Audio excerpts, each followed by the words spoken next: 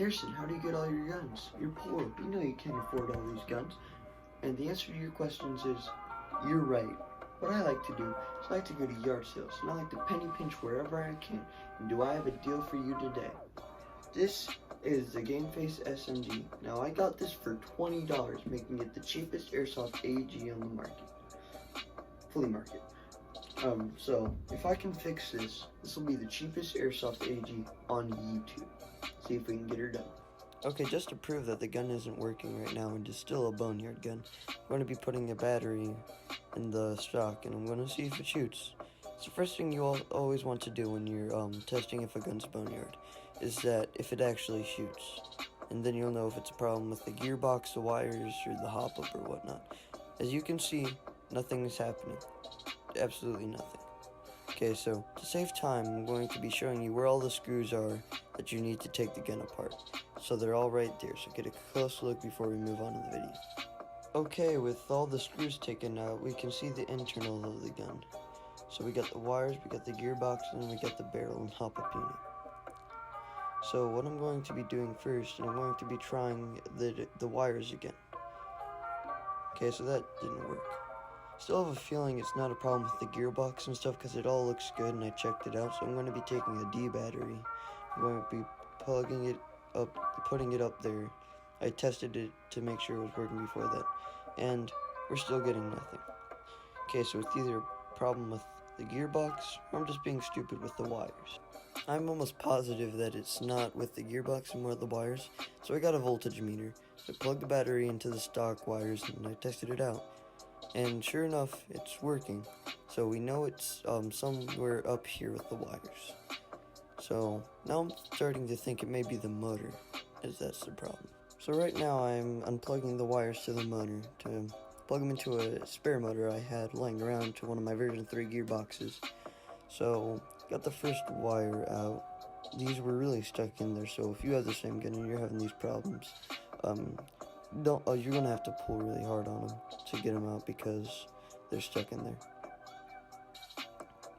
Okay, you won't break it. I thought I did, but I didn't, so that's a good thing. And off. There we go. Now that I took the wires off, I can go get the motor to the second gearbox. Now that I have the second motor, I should be able to test if it is the motor problem. So there should be little indicators on, like little circles by the plugs that show where it should go. It's red on red and black on black. And it probably won't work if you do it the other way.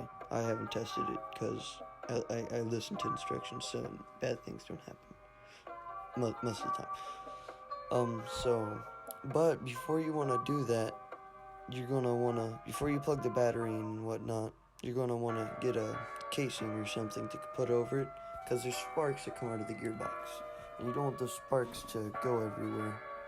In one of the cut footages that I can't recover, I almost shocked myself with the wires and stuff, and I burnt my carpet.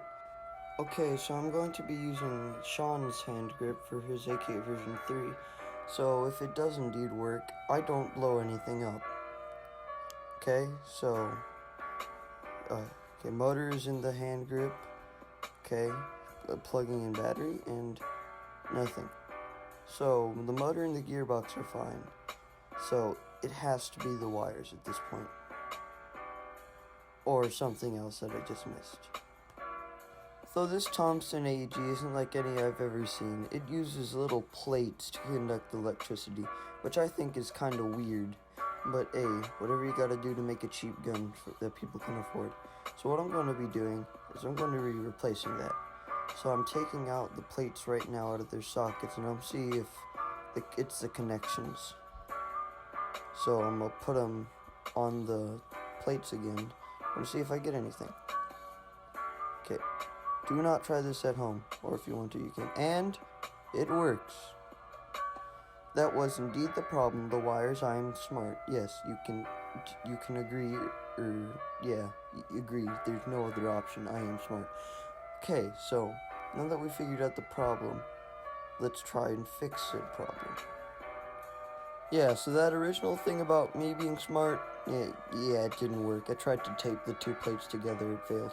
So then what I ended up doing was with a little help, I stripped the wires And then so I connected the two wires together, and I used little clamps to put them together. That's what used to be on the gun. So I put the clamps on, and now there's a sturdy connection between the wires that will not fail. Okay, now all we have left to do on this gun is put it back together, and we've done it. We have finished. Though this is a good beginner project, I wouldn't recommend it if you're just starting out, because if you mess up, you've passed the point of no return, and the magazine release is really hard to get back on, so I wouldn't recommend it, but you do you, I'm not stopping you, so yeah.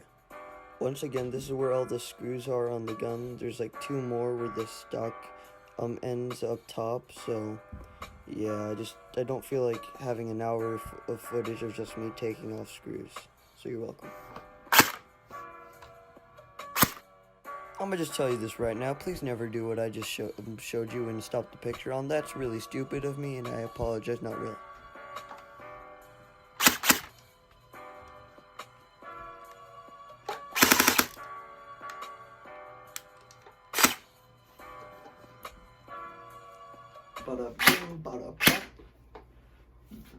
The gun's done. The whole point of the video. It's the cheapest airsoft. Hello, are you paying attention? The whole video is what I've been doing. Now that I think about it, this is actually the cheapest airsoft AEG, including beating WAG Entertainment's gun. So WAG, if you're watching this, call me sometime. We should airsoft. That'd be cool. Okay, without any further ado, I'm done. Peace.